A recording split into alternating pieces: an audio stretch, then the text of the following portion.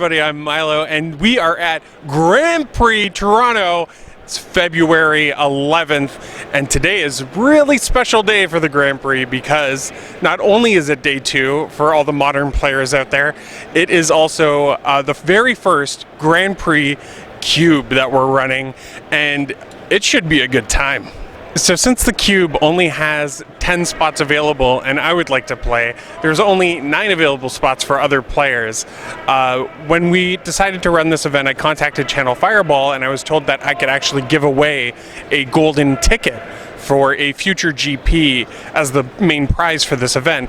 So I knew that the demand to get into this cube was going to be high. I created a Reddit thread, I created a video on YouTube, I posted about it on Twitter, and then I also posted about it on Facebook. And while I was here for the first 2 days, I talked to a bunch of people who were interested in cubing. I put all those names on a list and I went to random.org, and that's how I decided on the final 9 players for this cube event. All right, so we're here at the draft. We're taking a look at MrLuBuFu's draft. That's him on the left there. MrLuBuFu, he is a Twitch streamer and a YouTuber. So that's his pack. I'm here with Aaron. Hello, everyone. Aaron, you have yet to see this new noob cube. Is that a conspiracy card? It is. It's unexpected potential. So that's the one that lets you take a pick off color and play it because you can cast it with any color you want. That sounds good in Cube where all the cards are quite good. Yeah, definitely. And I made sure that was in there because I added Urza from Unstable to the cube. That's a sick combo right there. You got the conspiracy and the unstable cards going. Well, it's sick art on that Incinerate, by the way. I was just doodling on it. Actually, I really don't like it, but it looks like MrLuBuFu does. Yeah, interesting first pick. I didn't get a huge look at all the packs there, but can't go wrong with direct damage. Kill a creature, kill face. And it's one of those budget archetypes that you know is available in all the cubes. Yes. Yeah, if you're not too familiar with a cube, red aggro is usually there. Red aggro or blue control, blue-white control you usually count on. Something else that you should be able to notice here is that there is a logo for Life Begins at 20 on the bottom left-hand corner of the screen. That is because that is a cube YouTuber who lives in England. And this is a GP cube draft. I'm planning on doing more of these at conventions and GPs. And Life Begins at 20 will be doing them in England and Europe. So if you're there, you might have a chance to play some cube in an open event like this. Sounds awesome. Let's check it out. Let's go across the pond. Yeah, exactly. All right. So it looks like he's pulling for the Stormbreath Dragon.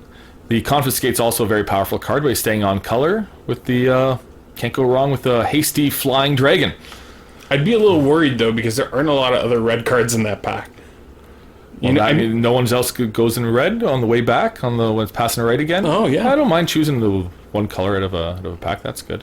And you know what? It looks like he's kind of trying to choose to avoid blue, maybe because blue is commonly very, very powerful and people fight over it.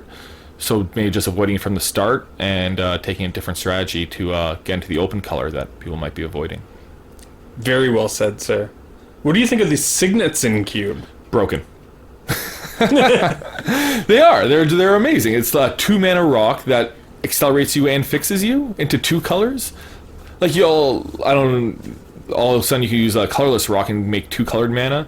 They're very, very powerful, and especially like this is the noob cube, so there's no power in it. You're not going to have the Moxes or the Lotuses or maybe Soul Ring and stuff. So those become extremely high picks, and he snatched one up third, which is fantastic. I'm sure he's happy about that.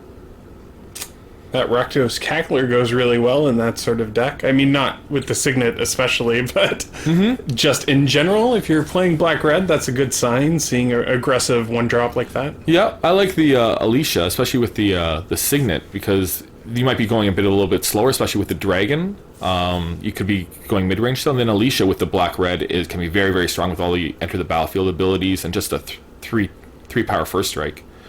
But yeah, no, he looks like he's has the plan of the aggro, and he's going forward from the beginning with the Incinerate. I mean, he's still open. He can still do a variety of different things. Once you get that Signet, That Signet's never a dead pick. You'd play that in a deck that didn't have black or red in it. Yeah, that's right. That's how good they are. Now, what do you like in this pack here? We got a Wretched Confluence. Yeah, I was gonna say the Black Confluence is ridiculous. It's very, very good. If it were a meatball, would it be regular or spicy? Oh, there's a spicy meatball. And we got under the floorboards, yeah. And a Chainer's Edict, or as I like to call it, a Cheedict. Yeah, Chainer's Edict is solid. If you're going aggro, though, I don't know if the flashback cost is very relevant, and sacking a creature is, it's a powerful ability, but I feel like the Wretched Confluence, where you could take out 3 creatures at instant speed. Plus you got that Signet, you can ramp into it. Yeah, and it draws cards. I think that's the most powerful card in the pack. Well, we'll see what he does here. Oh, he's thinking about the Bloodgift Demon, or he took the Bloodgift Demon. Yeah, Bloodgift. So this is maybe, now he's looking at maybe more of a mid-range archetype here. Bloodgift Demon is very powerful, but certainly not an aggro card. And the other thing about that kind of pick is that you already got that Stormbreath Dragon. Mm-hmm. So your 5-drops, if you're going to play them both, that's it for 5-drops. And you still got a lot of cards to look at. Well, in an aggro deck for sure, yeah. You don't want more than that. I don't even in a mid-range deck, maybe 3 5-drops. Yeah, 3 and maybe 1 6 or something. But yeah, a cube, because the cards are so powerful, you do need to worry about someone getting way ahead of you in turns 2 and 3. By turns 2 and 3, so you do need to have a plan for the early game, whether you're mid-range control or aggro. So you got a really flashy Thunderbreak Regent there. Yeah, that's an excellent card. So when they target a dragon you control, you deal 3 damage to that player. Yeah, so you're getting a 4-mana 4/4 flyer, which is great stats, and you're almost a for sure 3 damage in when they are able to kill it. It's a very powerful card. And I feel like he really has had a plan from the beginning. He hasn't worried about too many picks or messed around in too many colors. He's kind of come in being like, I like red, I'm doing it.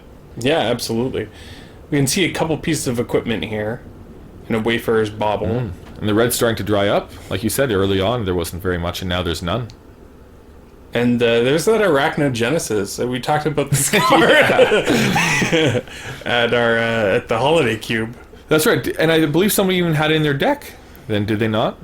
They did not. They did not. It was the last pick. I see. It was the last pick, and it was sideboard only. I see. Yeah. I see. So maybe it'll see a play in a lower powered cube like this. I just want people to play Arachnogenesis in my life. That is what I want. That's my goal. Okay. Next time I draft your cube, I'll try to make it work for you. Okay. Thank you. I appreciate it. But only when I play you. I will only blow you out. With okay. Well, if I get blown out by an Arachnogenesis, it's gone from all the cubes. Yeah. There we go. That's the only way we could get it out. Now, I really like that piece of equipment, Mask of Memory. Whenever equipped creature deals combat damage to a player, you may draw 2 cards and then discard a card. Mm-hmm. It doesn't buff the stats or give evasion, but if you put it on one of those dragons, or he has 3 flyers already, so anything like that, yeah, 2 cards is excellent. There's a card that's in all my cubes, Earthshaker or Kenera. Kenra, yeah. It's a new card, new addition from Hour of Devastation, yeah. And it's excellent. There's a 2-drop with evasion and haste, and it comes back to become a finisher as well. I originally kind of overlooked this card when adding it to my cube. I knew it would be powerful in like limited or maybe an Hour of Devastation, but I didn't realize how good that 2-mana 2/1 body haste was. That can't be blocked by something that's with power 2 or less.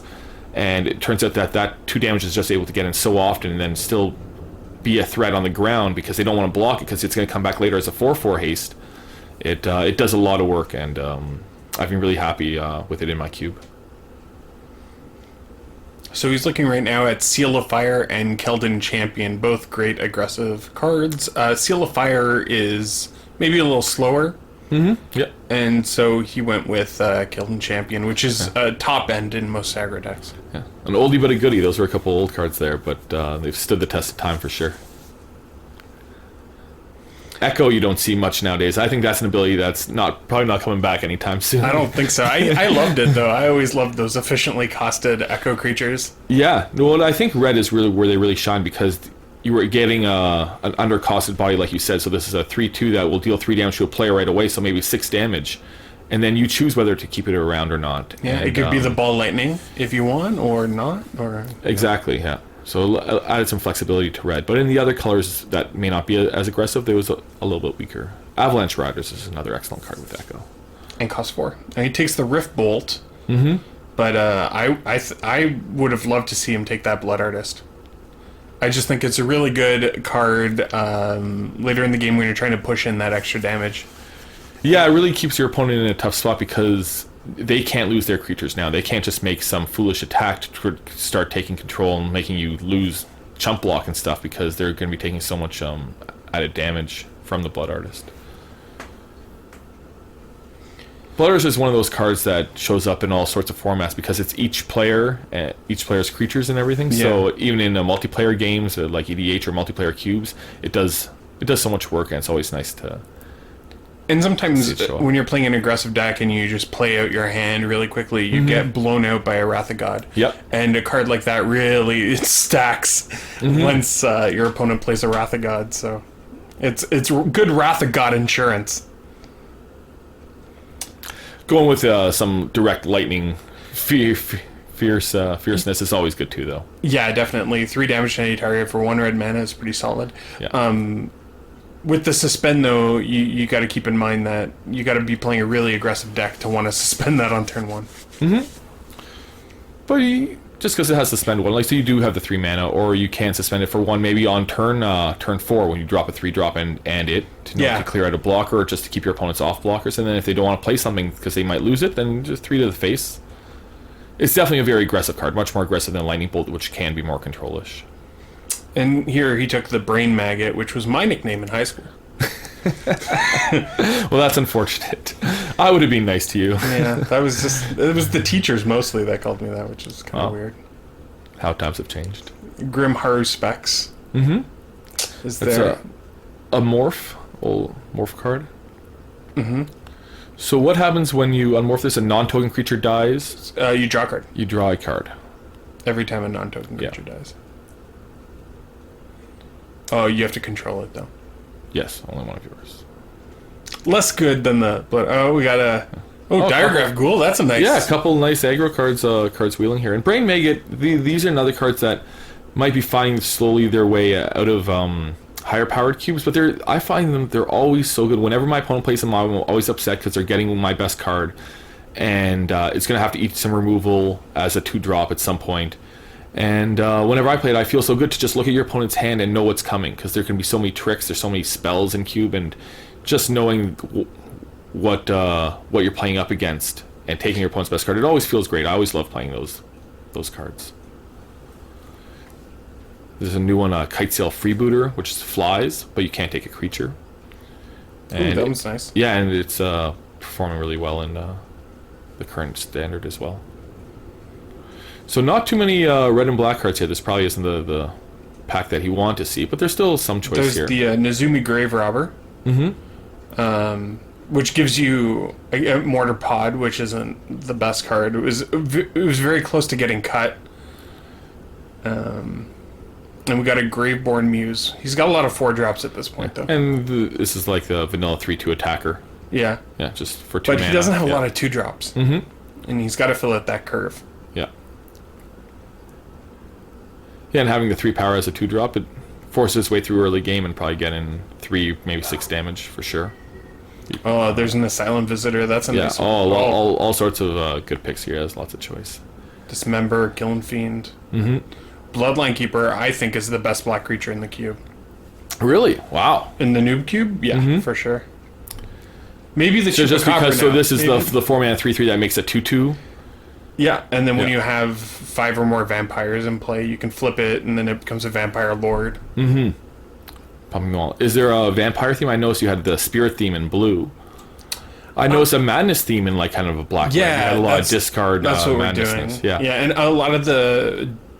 All right, he takes a Dismember, just efficient, good removal, like the old school broken removal spell. Yeah. 1 mana, -5/-5. I don't know what he's doing there. He's signaling something with that. Yeah, this is table talk.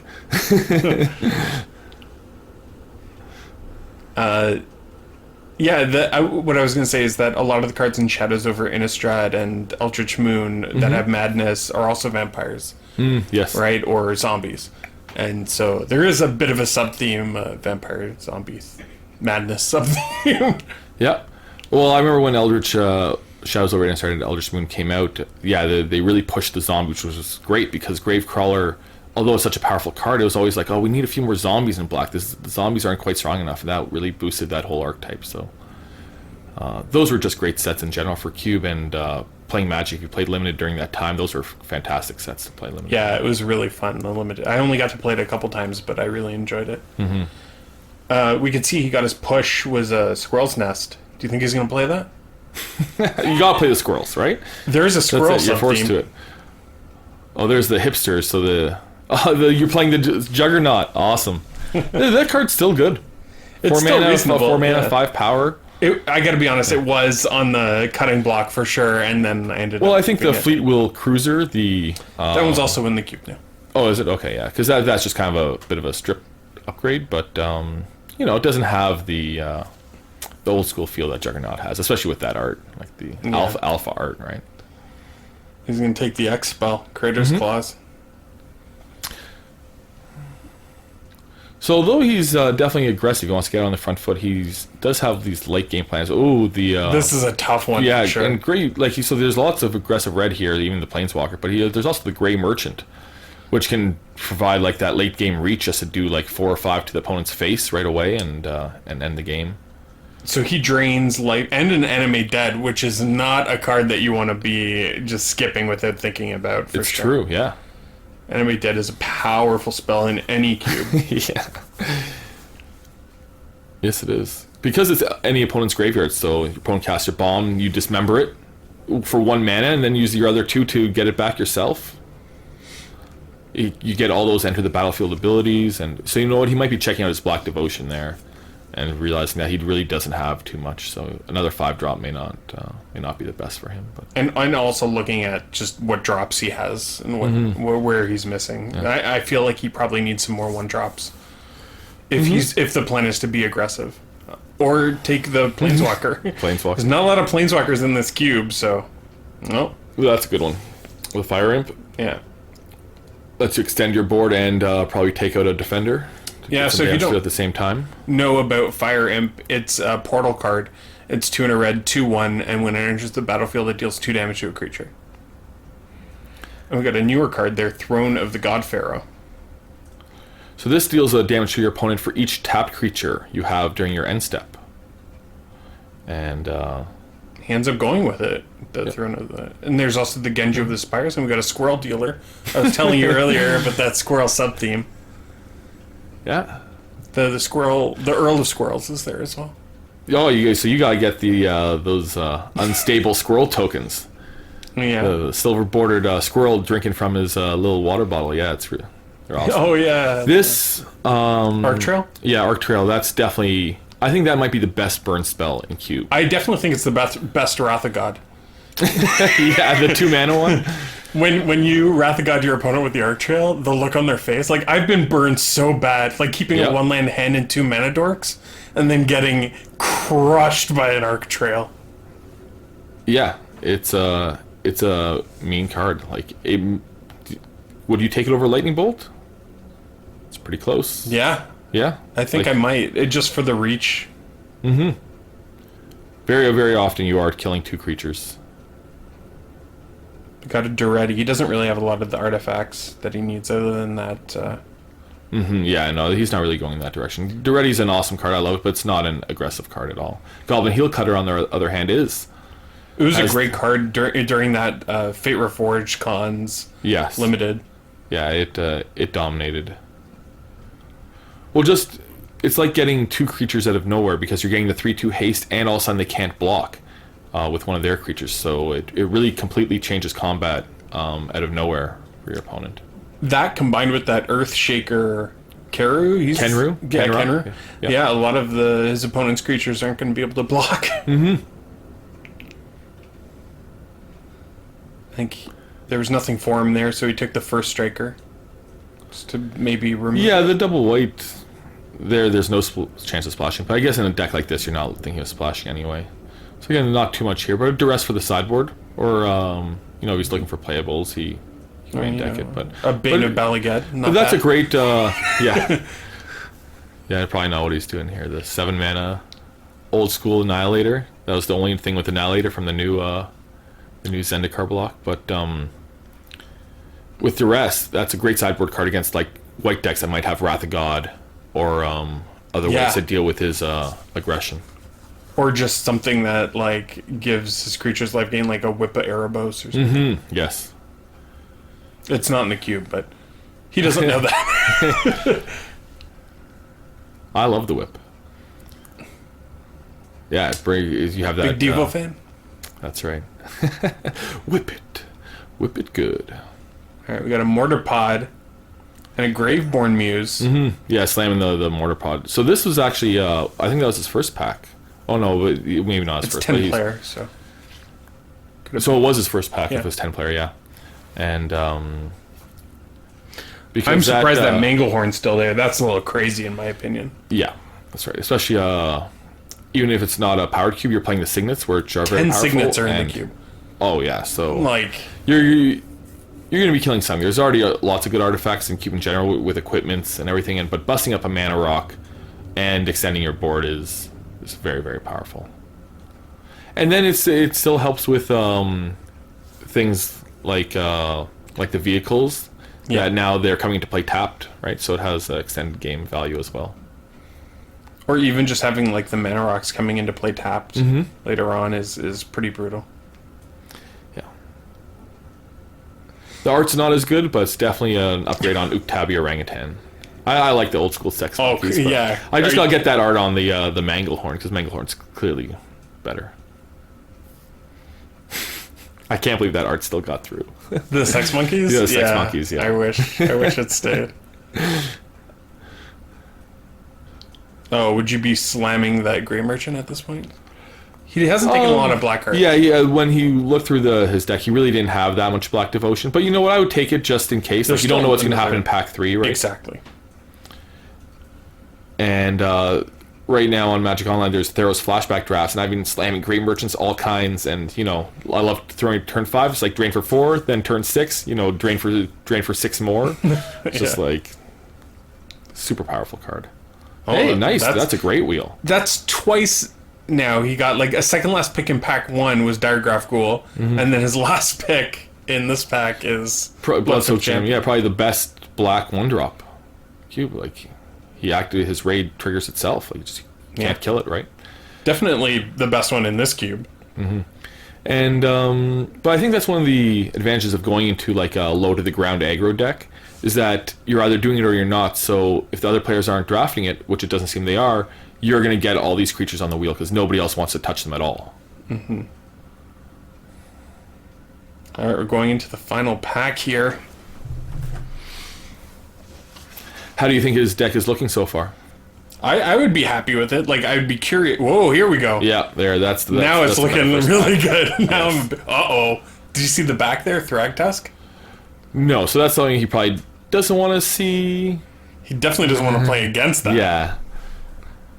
But And he did take the Gruul bounce land.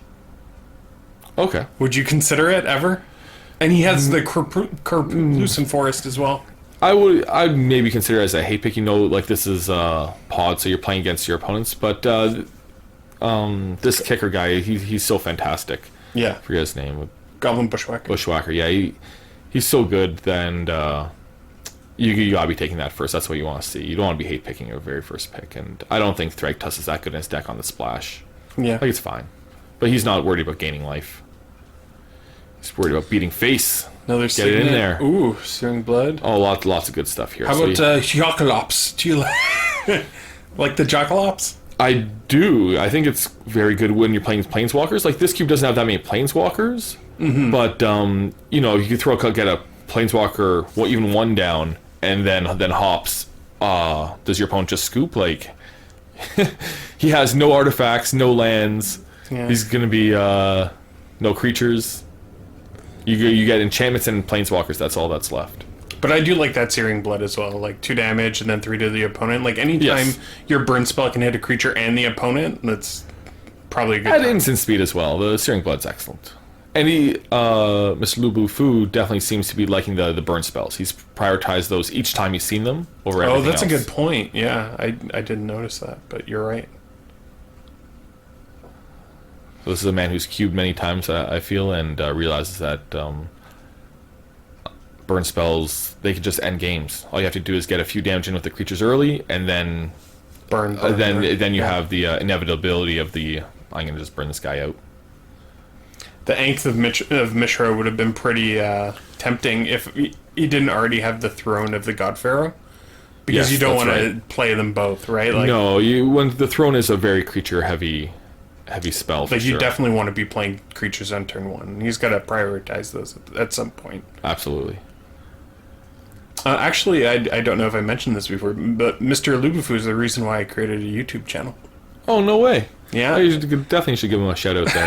That's great. Yeah, so I was like just looking things up on YouTube. I was like, I wonder what kind of Magic the Gathering content's on here. This is like 2012, and then I was like, oh, this MrLuBuFu guy is there, and I was watching his videos, and then I was just like, yeah, you know what? Maybe I'll make some videos too. So both the vehicles come to the front. One from Kaladesh, one from Aether Revolt. And both of these cards were so amazing limited. And they're excellent. They're very aggressive Oh, they're good in vehicles. aggro decks. Just a little bit. You're laughing, the but I three- never played any vehicles in my entire life. Well, I can't. Dude, one of so them- the Renegade Freighter is a 3 mana, becomes 5/4 and a 5/4 Trampler. Oh, wow. for 2, like it should not have been a common. You were dealing with this all the time, and there's just no way to profitably block it. Like it was maybe take 5 damage, then a 2-for-1. And sorcery speed removal does nothing. That's right. Oh, I like that Sulphur Springs. Yeah, make the mana good, especially with all these 1-drops. You don't want to be stumbling on lands at all. Key to the City's an interesting one as well. Makes things... Unblockable. Unblockable. Right. Yeah, and then you get a little bit of a loot effect there because something with the aggro decks. If you start flooding out at all, there's not much you can do about it. So. But he takes the land like Yeah, that's we were smart. saying. Yeah, it's the grown up pick. It's the thing you realize that you have to do. We got another vehicle So here. look at this. You have a whole green white deck in this pack left over. That's the thing my that happens goodness. with cubes sometimes, though. Sometimes you'll open somebody's deck from last time.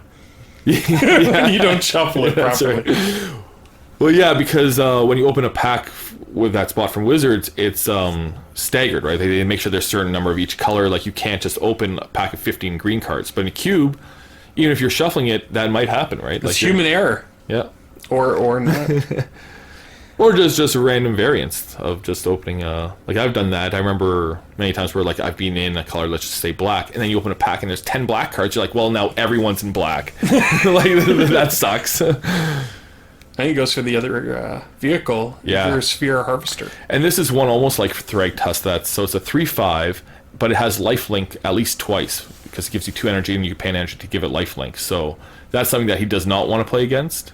And it acts as a decent finisher as a 3/5 flyer with Crew 1. Crew 1's not a lot. Oh, there's a Phoebe, Agent of Sneak.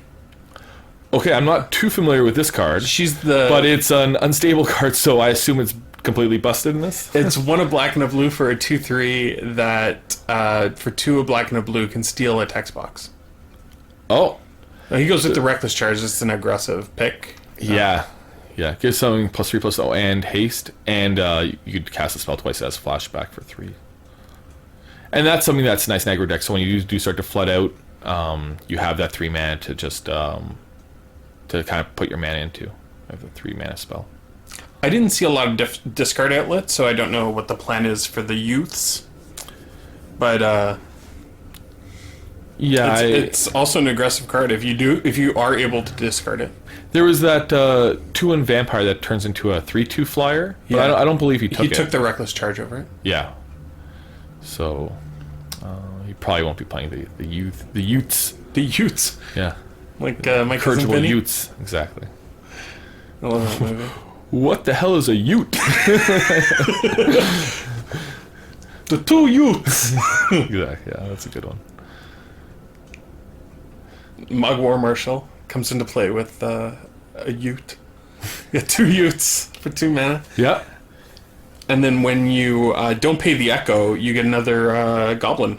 And he took that equipment that lets you sacrifice to deal damage to your opponent, right? Oh, Mortar Pod, yeah. Mortar Pod. So That card's that's something great. great with some Mogwar Marshal, right? Absolutely, yeah. Also really good with the there's a nice Goblin Bushwhacker. There's a lot of good choice here. There's a Lightning Axe for but also the Glint Scared Outlet. Sleep Siphoner. This is something that so it's a 2/1 menace for 2, but it also draws cards every other turn. So that's good. And then you have the Terminate and the Snuff Out. It can't really go wrong. Lots of creature removal if he wants that, or more threats. Yeah, I really like that Glint Sleeve Siphoner. Yeah. I run it in my main cube as well. For sure, yeah. Just I find Menace is very good in cube where there's so much removal, because you're just able to clear the way that much easier. They now have to be playing 2 threats, and if you could remove 1, it's just getting unblockable and replacing itself really quickly. And I really like this pick here, because that's the one card that he didn't want to see against him, right? Because that card is just such a free blocker on turn 2 that chump block and ramp and fix. Yeah, Yeah. it's a pain in the butt for a red deck like his. Oh yeah, then there you go. You get the artifact removal back, and even the Phyrexian Rager is a great card. Yeah. Yeah, just a 2/2 that replaces itself. This you might not want to see in the main, but you're not upset to board it in. Because it's still a creature that can attack and block. You're talking about the Torch Fiend? Yeah. Yeah. It can attack and block and all those things, and just in case your opponent does end up playing the artifact, you can still destroy it later. I take the Braids here, just against certain matchups. You could drop that quickly. He even has the Signet.